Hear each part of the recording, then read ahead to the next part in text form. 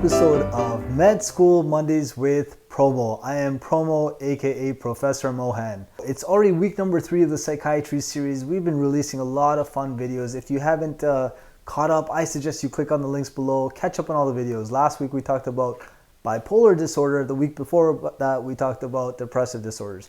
Today, what are we going to talk about? We're going to be talking about psychotic disorders, disorders of psychosis. It's an interesting topic. I know that everyone thinks, I got this. But hey, there's going to be some little tricks, little hints I'm going to throw at you that are going to help you ace your board exams. All right, so let's get right to it. So when we talk about disorders of psychosis, even just before we get into it, I want you to start to think about, like, what does psychosis really mean? Psychosis is when you're, we all perceive reality in a way. When our perception of reality is distorted, we then say someone is going through an episode of psychosis. So how can someone's perception of reality be distorted? Well, of course, there's a few different things. There's delusions, there's hallucinations, there's illusions, and also disorganized thoughts.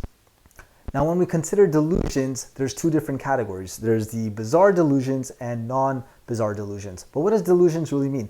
It's a false belief that's not perceived by everyone else. So now, can you think of a bizarre delusion, an example of a bizarre delusion? So bizarre delusion may be something like, you know what, there's I can't go outside right now, guys. I can't go outside. There's aliens. There's aliens outside that are gonna come and take me away. So that's a bizarre delusion, because maybe the rest of my friends, my neighbors, my family, they don't see it that way. They're telling me, hey, Promo, there's no one outside. Like, there's nothing going on. Okay. A non-bizarre delusion might be something that kind of sounds like it could be there, but most of the society, most of the people around you will try to tell you otherwise. So an example might be like, that bus driver, every time I get on that bus, he gives me this dirty look, and I know he's out to get me, that, the bus driver's out to get me. Now, there might be a very, very small chance that the bus driver is out to get me, but that's a non-bizarre delusion. It's something that's, it could be true, but everyone against is going to be like, hey, Promo, come on, that bus driver, he's chill, he or she is chill, it's not a big deal. Okay? Next, hallucinations. What are hallucinations? There's an absence of an external stimuli, but we perceive it as it being present. So, for example, I could be experiencing an auditory hallucination right now and saying, hey, like I hear voices. And of course, there's no other voices over here, but we all know that. But I'm actually experiencing voices. So those are auditory hallucinations. Visual hallucinations might be, guys, don't you guys see that? There's a dog right over here, in my hand. You don't see the dog? So it's, again, there's no dog, there's no cat, but I'm perceiving it as I do see a cat or a dog. So that's a visual hallucination. Now you can imagine all the other terminologies as well. Olfactory hallucination. I'm smelling something that's not really there. That's seen a lot with with patients who have temporal lobe epilepsy. Gustatory hallucinations. Tasting something that's not really there. Tactile hallucinations. Now those are seen with people who who are taking a lot of cocaine. So cocaine intoxication. They call it the cocaine crawls or the cocaine bugs. People who are going through withdrawal from alcohol, they'll also experience some sort of tactile hallucinations. Okay, so keep that terminology straight. The next thing is illusions. So how do we tell the difference between hallucinations and illusions? Well, illusions, there is something there, we're just perceiving it differently. So for example, I'm holding this marker in my hand, and let's just say the marker was just like free-floating marker right now. I might be like, hey everyone, have you seen that the blue bird? And everyone's trying to tell me, hey, that's not a blue bird, that's a blue marker. So I'm perceiving something, an external stimuli, but I'm just perceiving it a different way, okay? Disorganized thoughts, disorganized behaviors, let's get right into it. So how do we define some of these disorders as psychosis? We talk about disorders of psychosis, we've all heard the major disorders called schizophrenia, schizophreniform, brief psychotic disorder, schizoaffective disorder. I'm already getting confused with the terminology. So this lecture is very, very important, just keeping the terminology straight, but even more so important, you want to pay, again, attention to the signs and symptoms, duration of symptoms, and then we'll be able to kind of differentiate. So let's start with the first one, the heavy hitter, schizophrenia. Schizophrenia, there needs to be a bunch of symptoms that need to be present. So what are those symptoms? We talk about, I had to bring the information down here because we're running out of space. So we need at least 2 of the following symptoms from the first 3. So they either need hallucinations, delusions, or disorganized speech, and then one more symptom, whether that's disorganized or catatonic behavior or negative symptoms. Okay, so let's kind of make sense out of that. What are positive and negative symptoms? Let's get that straight first. So positive symptoms you want to think about as add-on symptoms. Okay, so you have a baseline, now we're adding on symptoms. Think of those as positive symptoms. So we already went over hallucinations, delusions, illusions. We're adding over here to the list bizarre behaviors, disorganized thoughts, and disorganized speech. So these are add-on symptoms. That's what we're saying by positive symptoms. When we talk about negative symptoms in schizophrenia, we talk about symptoms that take away from your baseline, take away from your personality. So if you're, you're meeting someone who has schizophrenia, they're going to have a very flat affect, blunt affect. There's no expression on their face. They're not making any eye contact. Very socially withdrawn. They're uninterested in almost everything, in conversation, hanging out with people. Anhedonia, so again, loss of interest in things that they were previously interested in. Okay, what else? Poverty of speech. It's going to be very hard to communicate because they're just going to have 1-2 word answers. That too is going to take them a while to even just get started. Okay, so those are your negative symptoms. So now if you pay attention again to the definition, we said for schizophrenia you need at least 2 symptoms. One of them must be either hallucinations, delusions, or disorganized speech, and the other one needs to be one of the negative symptoms or disorganized or catatonic behavior. Okay? How long do these symptoms need to be present? They need to be present for 6 months. Okay, so if it's going to be less than 6 months, we're going to consider some of these other conditions. But for schizophrenia, it has to be present for at least 6 months. What's going on? What is the pathophysiology? We're going to learn about the dopamine. There's lots of different dopamine pathways. They're called the dopaminergic pathways. When they're stimulated, dopamine increases, dopamine could even decrease, and different things happen in the body. So we're going to get into those pathways next week. But what I want to bring your attention to is in schizophrenia, it's the dopaminergic pathway, which is known as the mesolimbic pathway, which gets activated at high speed. So it's going to be increasing dopamine levels. So we're going to see an increase in dopamine levels. The dopamine that increases is responsible for some of these positive symptoms that we just discussed, such as what? Hallucinations, delusions, as well as your disorganized thoughts, disorganized speech. So when we treat these patients, we are administering antipsychotics that are going to try their best to bring down the dopamine levels. Now, there's a lot of side effects associated with that. When dopamine levels come down, it affects a different dopaminergic pathway. So we're going to discuss all of that next week, in next week's lecture. Okay? Prior to even giving the medications, you want to ask yourself, okay, is this person going to be at risk in harming themselves?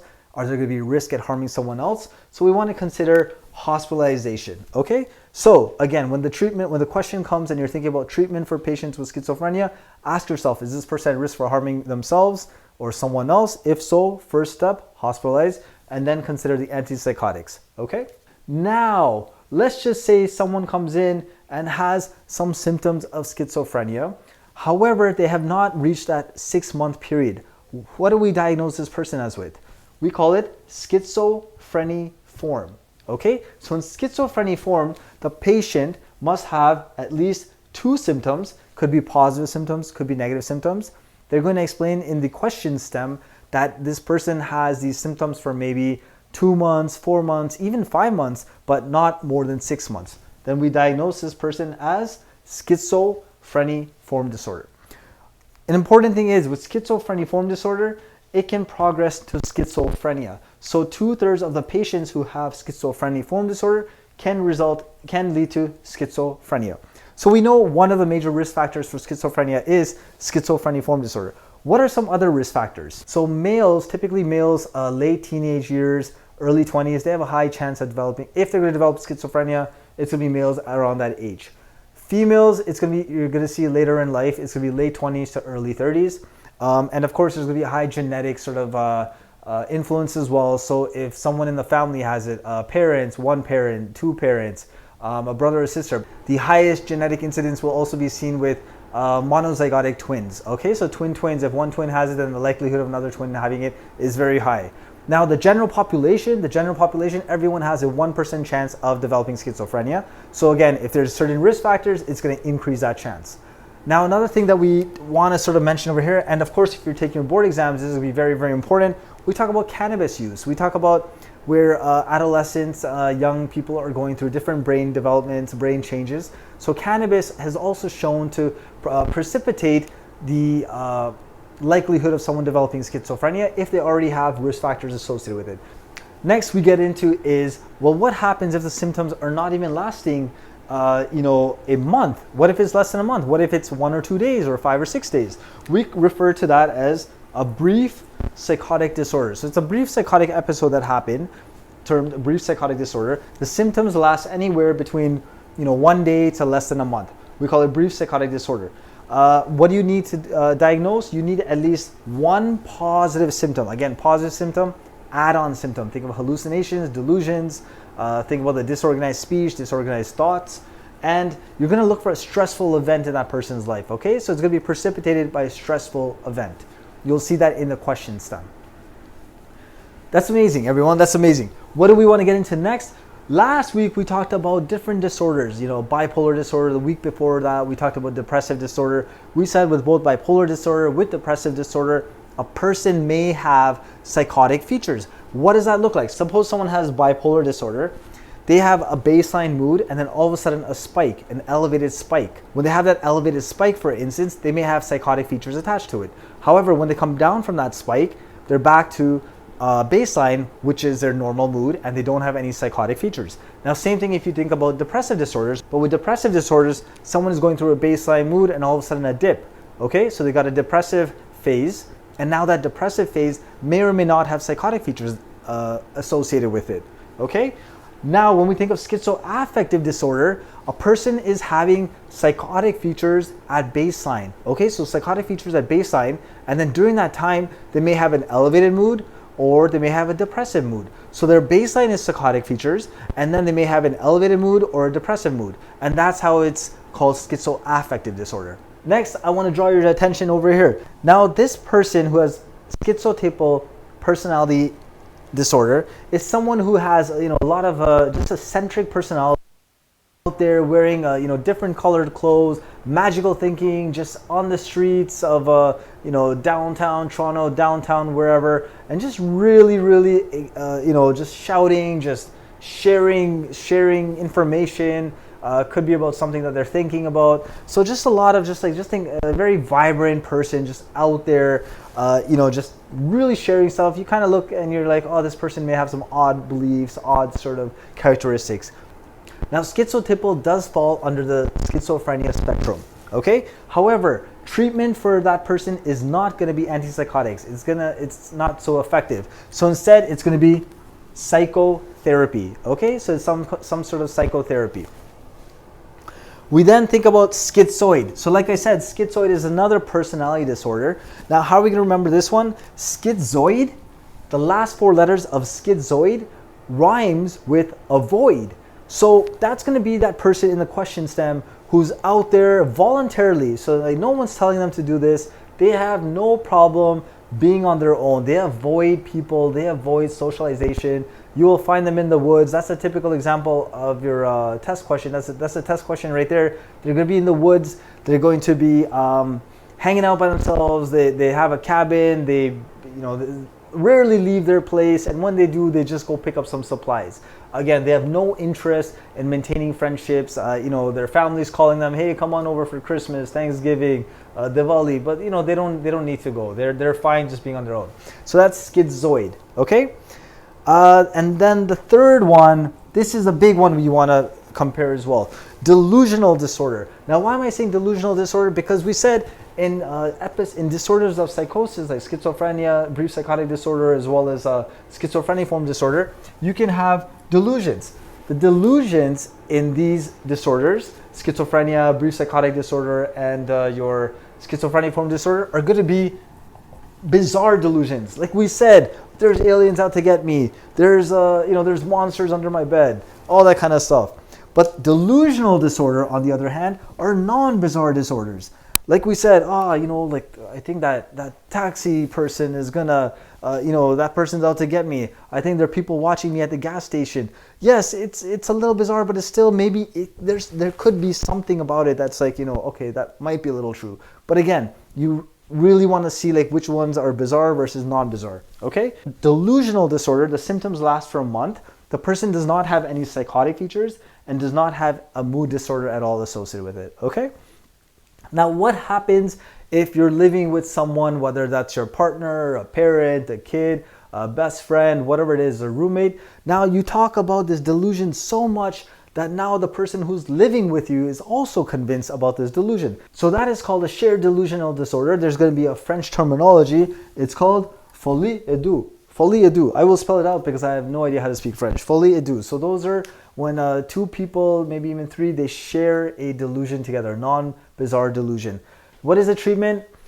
Sad to say, but you need to separate these people. You need to get them living on their own for a bit, at least get them refreshed, get them the help they need, and then maybe you can try reintroducing them back in the same household. But again, the questions then will say, what is the next best step? Separate the members of the family, the members who are sort of sharing these delusions, okay? What's an important thing you want to also take into consideration? You also want to make sure that you are ruling out other things that could cause presentations similar to episodes of psychosis. So number one is you want to get a drug screen on your patients. Drug screen, rule out any drug use. Secondly, like we said, temporal lobe epilepsy can, the person may present with olfactory hallucinations. They may describe that in the question stem, so you want to make sure it's not that. Thirdly, corticosteroid use. Now, when someone is taking too many steroids, whether it's for medication use or corticosteroid use for again, medication use, or the vice versa, where someone's taking too many steroids, drug use, episodes of psychosis can occur. So you want to make sure you also rule out any sort of steroid use as well as corticosteroid use, okay? One thing we forgot to mention over here, patients with schizophrenia, they have a higher risk of committing suicide. Why? Because if you remember, when we talked about the risk factors of suicide, we gave you guys a nice mnemonic. We said sad persons, right? And the R in sad persons stood for rational loss of thinking. So rational loss of thinking, these are patients who are most likely experiencing active episodes of psychosis, and they have a higher risk of attempting suicide, completing suicide. And again, what did we say? If that's the case in your question stem, the first step is hospitalization. Not medications first, but hospitalization.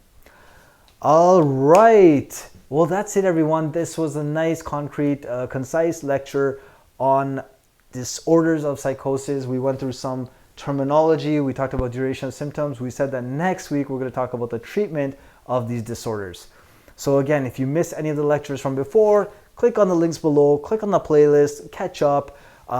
This Friday again, we're going to release our next Fun Film Friday video, so make sure you tune in for that. Leave a comment below, give a thumbs up, share the video with your friends. Let me know what kind of videos you want to see in the near future. So until next Monday, have a great week, and we'll see you next Monday on Med School Mondays with Promo.